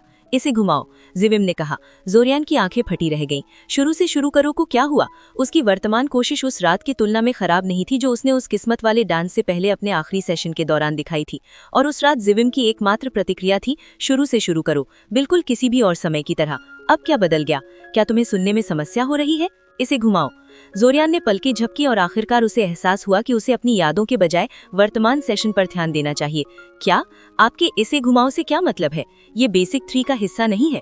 ज़िविम ने नाटकीय रूप से आह भरी और धीरे से एक दूसरा पेन लिया और उसे अपनी हथेली के ऊपर हवा में उड़ाने लगा। हालांकि ज़ोरियान के पेन की तरह सिर्फ हवा में लटकने के बजाय ज़िविम का पेन एक पंखे की तरह घूम रहा था। मुझे अंदाजा नहीं है कि इसे कैसे करना है। अकादमी की क्लासेस में हमें ये करना नहीं सिखाया गया था। हाँ, ये एक जुर्म है कि अकादमी की क्लासेस हमारे छात्रों को कितनी बुरी तरह फेल कर रही हैं। लेविटेशन अभ्यास का इतना सरल बदलाव एक प्रमाणित मेज की समझ से परे नहीं होना चाहिए। कोई बात नहीं, हम अन्य मामलों पर आगे बढ़ने से पहले इस कमी को सुधार लेंगे। ज़ोरियन ने आह भरी। बहुत बढ़िया। कोई आश्चर्य नहीं कि कोई भी कभी सिम की पसंद के अनुसार बेसिक 3 में माहिर नहीं हो पाया। अगर वो आदमी बार बार इसकी परिभाषा बदलता रहे कि माहिर होने का क्या मतलब है। बेसिक 3 में से हर एक के शायद सैकड़ों छोटे बदलाव होंगे जो उन सभी को सीखने में दशकों बिताने के लिए काफ़ी होंगे। इसलिए कोई आश्चर्य नहीं कि कोई भी 2 मामूली सालों में उन सभी को ख़त्म नहीं कर सका। खासकर माहिर शब्द के लिए एक सिम के मानकों को देखते हुए। जारी रखो, सिम में उकसाया। शुरू करो। ज़ोरियन ने अपनी हथेली के ऊपर लटके पेन पर पूरी तरह ध्यान लगाया, ये समझने की कोशिश करते हुए कि इसे कैसे किया जाए। ये तुलनात्मक रूप से सरल होना चाहिए। उसे बस पेन के बीच में एक स्थिरता बिंदु तय करना था और सिरों पर दबाव डालना था, है ना? कम से कम यही पहली चीज़ थी जो उसके दिमाग में आई। वो बस पेन को थोड़ा हिलाने में कामयाब ही हुआ था कि उसे अपने माथे पर एक जानी पहचानी चीज़ के टकराने का एहसास हुआ। ज़ोरियन ने एक सिम को घूर कर देखा, उस आदमी के लानती कंचों के बारे में भूल जाने के लिए खुद को कोसते हुए। सिम ने उस पेन पर एक नज़र डाली जो अभी भी ज़ोरियन की हथेली के ऊपर मंडरा रहा था। तुमने ध्यान नहीं खोया, सिम ने टिप्पणी की। अच्छा है, आपने मुझ पर कंचा फेंका, ज़ोरियन ने आरोप लगाया। मैं तुम्हें जल्दी करवा रहा था, सिम ने बिना किसी पछतावे के कहा। तुम बहुत धीमे हो, तुम्हें और तेज़ होना होगा। तेज़ तेज़ तेज़, शुरू से शुरू करो। ज़ोरियन ने आह भरी और अपने काम पर लौट आया। हाँ, निश्चित रूप से एक हताशा का अभ्यास की जानकारी न होने और सिम की लगातार रुकावटों के बीच ज़ोरियन सेशन के अंत तक पेन को केवल डगमगाने में ही कामयाब रहा, जो वास्तव में थोड़ा अपमानजनक था। उसकी औसत से बेहतर शेपिंग स्किल्स उन चुनिंदा चीज़ों में से एक थीं जो उसे उसके साथी मेजेस से अलग बनाती थीं, और उसे लगा कि उसे इससे कहीं बेहतर करना चाहिए था, सिम की बार बार की गई तोड़फोड़ की कोशिशों के बावजूद। खुशकिस्मती से अकेडमी की लाइब्रेरी में इस अभ्यास का विस्तार से वर्णन करने वाली एक किताब ढूंढना आसान था, इसलिए उम्मीद है कि वो अगले हफ्ते तक इसमें माहिर हो जाएगा। खैर, माहिर नहीं उस अर्थ में नहीं जो सिम चाहता था, लेकिन वो कम से कम ये जानना चाहता था कि वो क्या कर रहा है इससे पहले कि वो सिम के साथ अपने अगले सेशन का सामना करे। बेशक आमतौर पर वो एक मामूली शेपिंग एक्सरसाइज में इतनी मेहनत करने को तैयार नहीं होता, लेकिन उसे अपना ध्यान भटकाने की ज़रूरत थी। शुरुआत में पूरी टाइम ट्रैवल की स्थिति इतनी बेतुकी थी कि उसे शांत रहना आसान लगा। उसके अंदर का कोई हिस्सा उम्मीद करता रहा कि ये पूरी चीज़ एक डबल सपना या वैसा ही कुछ थी और वो एक दिन जागेगा और उसे एक भी चीज़ याद नहीं होगी। वो हिस्सा अब घबरा रहा था और बेचैन हो रहा था, क्योंकि ये साफ हो गया था कि जिस स्थिति का वो सामना कर रहा था वो सच थी। उसे आखिर क्या करना चाहिए था? जैक की रहस्यमयी गैर मौजूदगी उस पर भारी पड़ रही थी, जिससे उसकी शंका यानी पैरानोया बढ़ रही थी, और वो किसी को हमले के बारे में बताने से हिचक रहा था। ज़ोरियन बुनियादी तौर पर कोई निस्वार्थ व्यक्ति नहीं था, और वो लोगों को केवल इसलिए नहीं बचाना चाहता था कि अंत में खुद का नुकसान कर बैठे। उसकी भविष्य की यादें वास्तव में जो भी थीं, वे अनिवार्य रूप से जीवन का उसका दूसरा मौका थी। उसे पूरा यकीन था कि वो अपनी भविष्य की यादों के अंत में मर गया था और उसका उसे बर्बाद करने का कोई इरादा नहीं था। उसने शहर को खतरे में डालने वाले खतरे के बारे में लोगों को चेतावनी देना अपना नैतिक कर्तव्य माना था, लेकिन ऐसा करने का कोई ऐसा तरीका तो होना चाहिए था जिससे उसकी जिंदगी या साख बर्बाद ना हो। सबसे सरल विचार ये होगा कि जितने ज़्यादा से ज़्यादा लोगों को चेतावनी दी जाए, ताकि ये पक्का किया जा सके कि उनमें से कम कुछ लोग चेतावनियों को गंभीरता से लें, और ऐसा आमने सामने किया जाए, क्योंकि लिखित संदेशों को इस तरह से नज़रअंदाज किया जा सकता है जो व्यक्तिगत बातचीत में वास्तव में मुमकिन नहीं है। बदकिस्मती से इससे वो लगभग निश्चित रूप से एक पागल के रूप में देखा जाएगा, जब तक कि अंत में असली हमले से वो सही साबित ना हो जाए। अगर हमला होता है तो क्या होगा अगर साजिशकर्ता अपनी योजनाओं के बेनकाब होने पर छिपने का फैसला करते हैं और हमला नहीं होता है? क्या होगा अगर कोई मुझे तब तक गंभीरता से ना ले जब तक बहुत देर ना हो जाए और फिर अपनी जिम्मेदारी दूसरों पर डालने के लिए मुझे बलि का बकरा बनाने का फैसला करे? क्या होगा अगर जिन लोगों को मैं चेतावनी देने की कोशिश कर रहा हूँ उनमें से एक साजिश का हिस्सा हो और मुझे किसी और को बताने से पहले ही मार दे? क्या होगा अगर बहुत सारे क्या होगा अगर थे, और उसे एक गहरा शक था कि इनमें से एक क्या होगा अगर ही जैक की गैर मौजूदगी के लिए जिम्मेदार था। परिणाम स्वरूप गुमनाम रहने का विचार उसे दिन प्रतिदिन और ज्यादा भाने लगा। समस्या ये थी कि बहुत से लोगों को एक संदेश भेजना और उसे आप तक ना पहुंचने देना बिल्कुल भी आसान नहीं था जब जादू शामिल हो। डिविनेशन सर्वशक्तिमान नहीं थे, लेकिन जोरियन को उनकी सीमाओं की केवल किताबी समझ थी, और उसकी सावधानियां शायद एक माहिर डिवाइनर की गई गहरी खोज के खिलाफ नहीं टिकेंगी। जोरियन ने आह भरी और अपनी नोटबुक में एक अस्थायी योजना की रूपरेखा बनाना शुरू कर दिया, अपने इतिहास के टीचर के जोशीले लेक्चर को पूरी तरह नजरअंदाज करते हुए। उसे ये समझना था कि किससे संपर्क करना है, चिट्ठियों में क्या लिखना है और ये कैसे पक्का करना है कि उन्हें उस तक ना पहुंचाया जा सके। उसे गहरा शक था कि सरकार लेखकों को ये प्रकाशित करने की अनुमति देगी कि कानून प्रवर्तन की पकड़ से कैसे बचा जाए, लेकिन वो फिर भी लाइब्रेरी में चेक करेगा कि उनके पास इस विषय पर क्या है। वो अपने खुद के तय किए गए काम में इतना खोया हुआ था कि उसने शायद ही ध्यान दिया कि क्लास कब खत्म हुई। वो पागलों की तरह लिखता रहा जबकि बाकी सभी ने सामान पैक किया और क्लासरूम से बाहर चले गए। उसने निश्चित रूप से इस बात पर ध्यान नहीं दिया कि बेनेसेक उसके कंधे के पीछे से झांक रहा था। तुम क्या कर रहे हो? जोरियन ने जैसे ही बेनेसेक ने बोलना शुरू किया, अपनी नोटबुक को एक झटके में बंद कर दिया और दूसरे लड़के को एक गंदी नजर से देखा। दूसरों के कंधों के पीछे झांकना बदतमीजी है, जोरियन ने टिप्पणी की। हम थोड़े घबराए हुए हैं, है ना? शांत रहो, मैंने कुछ नहीं देखा। कोशिश में कोई कमी नहीं थी, जोरियन ने टिप्पणी की। बेनेसेक की मुस्कान और भी चौड़ी हो गई। वैसे तुम्हें क्या चाहिए? बस थोड़ी देर बात करना चाहता था, बेनेसेक ने कंधे उचकाए। तुम इस साल काफी अलग थलग रहे हो। तुम्हारे चेहरे पर हर समय वो हताशा वाला भाव रहता है और तुम हमेशा व्यस्त रहते हो, भले ही ये स्कूल साल की शुरुआत है। जानना चाहता था कि तुम्हें क्या परेशान कर रहा है, जाने? जोरियन ने आह भरी। ये ऐसी चीज नहीं है जिसमें तुम मेरी मदद कर सको, बेन। बेनेसेक ने एक अजीब आवाज निकाली। जाहिर है उसकी बात से उसे गुस्सा आया था। तुम्हारे कहने का क्या मतलब है कि मैं तुम्हारी मदद नहीं कर सकता? मैं तुम्हें बता दूं कि मैं लड़कियों के मामलों का स्पेशलिस्ट हूँ। अब जोरियन की बारी थी एक अजीब आवाज निकालने की। लड़कियों के मामले? ओ छोड़ो भी, बेनेसेक हंसा। लगातार ध्यान भटकाना, क्लास के बीच में ख्यालों में खो जाना, गुमनाम चिट्ठियां भेजने की योजना बनाना, ये तो साफ है मालिक। वो खुशनसीब लड़की कौन है? कोई खुशनसीब लड़की नहीं है, जोरियन गुर्राया। और मुझे लगा तुमने कुछ नहीं देखा। देखो, मुझे नहीं लगता कि गुमनाम चिट्ठियां भेजना अच्छा विचार है, बेनेसेक ने उसकी बातों को पूरी तरह नजरअंदाज करते हुए कहा। ये बहुत फर्स्ट ईयर वाला काम है, समझे? तुम्हें बस उसके पास जाना चाहिए और उसे बताना चाहिए कि तुम कैसा महसूस करते हो। मेरे पास इसके लिए समय नहीं है, जोरियन ने आह भरते हुए सीट से उठते हुए कहा। अरे रुको तो सही, बेनेसेक ने प्रतिवाद किया। यार तुम बहुत चिड़चिड़े इंसान हो, क्या किसी ने तुम्हें बताया? मैं तो बस। जोरियन ने उसे नजरअंदाज कर दिया। उसे अभी इसकी सच में जरूरत नहीं थी। पीछे मुड़कर देखने पर जोरियन को पता होना चाहिए था कि बेनेसेक को बस नजरअंदाज करना इतना अच्छा विचार नहीं था। पूरी क्लास को ये पता चलने में केवल 2 दिन लगे कि जोरियन को किसी पर क्रश है, और उनकी जोर जोर से बातें नर्क की तरह चिढ़ाने वाली थीं। ध्यान भटकाने की बात तो अलग ही थी। फिर भी अफवाहों पर उसकी नाराजगी तब गायब हो गई जब नियोलू उसके पास आई और उसे उन किताबों की एक छोटी सूची दी जो उसे उपयोगी लग सकती थी। उसका मन तो उस सूची को आग लगाने का था, खासकर इसलिए कि सूची को दर्जनों छोटे दिलों से सजाया गया था। लेकिन अंत में उसकी सहज जिज्ञासा जीत गई और वो उन्हें चेक करने के लिए लाइब्रेरी गया। उसने सोचा कि कम से कम वो उन पर हंस तो सकेगा। हालांकि उसे केवल हंसी से कहीं ज्यादा मिला। जैसा उसने सोचा था वैसी बेवकूफ़ी वाली प्यार की सलाह के बजाय नियोलू ने जिन किताबों की सिफारिश की थी वे सभी इस बारे में थीं कि ये कैसे पक्का किया जाए कि आपकी चिट्ठियां, तोहफे और ऐसी चीज़ों को डिविनेशंस और अन्य जादू से आप तक ना पहुंचाया जा सके। जाहिर है कि अगर आप ऐसी सलाह को forbidden love, mysteries of scarlet letters revealed कहें और इसे रिश्तों की सलाह के रूप में पेश करें तो आप उस सामान्य सेंसरशिप से सीधे बच सकते हैं जो ऐसे विषयों पर आमतौर पर लगाई जाती है। बेशक उसे अंदाजा नहीं था कि उन किताबों की सलाह वास्तव में कितनी भरोसेमंद थी, और जब उसने ऐसी किताबें चेक की तो लाइब्रेरियन ने उसे अजीब नज़रों से देखा, लेकिन वो फिर भी उन्हें पाकर खुश था। अगर ये सब अंत में काम कर गया तो उसे नियोलू के लिए कुछ अच्छा करना होगा। तो इस तरह जैसे जैसे समर फेस्टिवल नज़दीक आया, जोरियन ने तैयारी और योजना बनाई। उसने उन दुकानों में से एक से साधारण कागज़ के पन्नों, पेन और लिफाफों का एक पूरा ढेर खरीदा जो अपने ग्राहकों की खरीदारी पर नज़र रखने के लिए बहुत गरीब और अव्यवस्थित लगती थीं। उसने व्यक्तिगत जानकारी को प्रकट करने से बचने के लिए चिट्ठियों के शब्दों को बहुत सावधानी से चुना।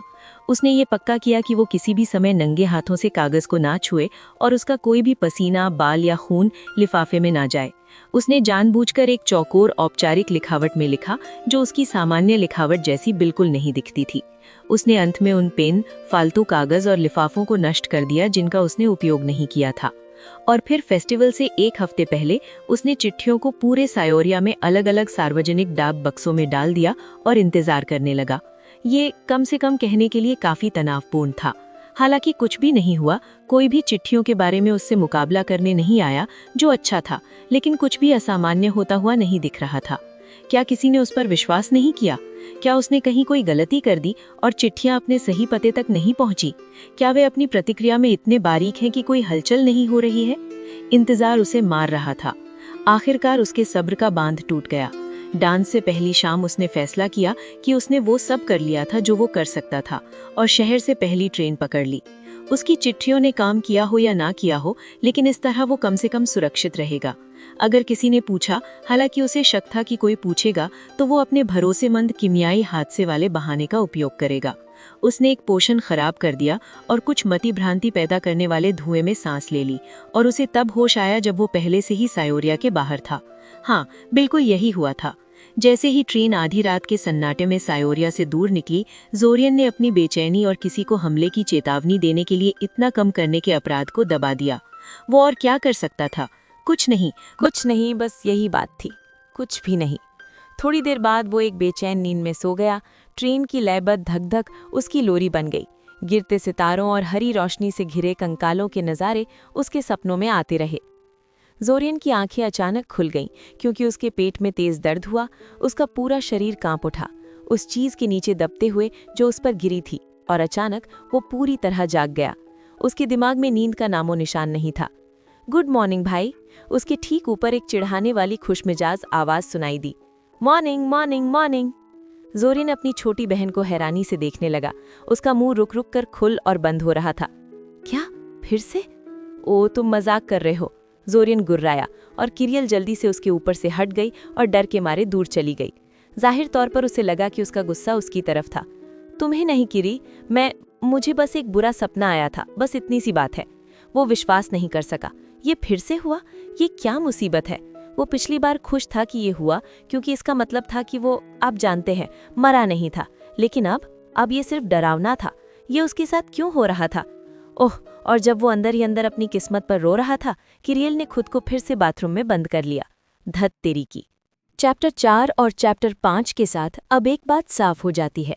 जोरियन की जिंदगी अब पहले जैसी नहीं रहने वाली। लूप शुरू हो चुका है। सवाल अब ये नहीं है कि क्या कुछ गलत हो रहा है, सवाल ये है ये लूप क्यों है और किसने शुरू किया। आगे आने वाले चैप्टर्स में जोरियन सिर्फ सर्वाइव नहीं करेगा, वो ऑब्जर्व करेगा, प्लान करेगा और धीरे धीरे कंट्रोल लेना शुरू करेगा। अगर आपको ये पार्ट पसंद आया हो तो वीडियो को लाइक करना ना भूलें। कमेंट में बताइए कि आपको लूप रिवील कैसा लगा, और ऐसी डीप एक्सप्लेनेशंस के लिए चैनल को सब्सक्राइब करें। अगले पार्ट में कहानी और भी ज़्यादा डार्क और कहीं ज़्यादा इंटेलिजेंट होने वाली है। मिलते हैं पार्ट 4 में।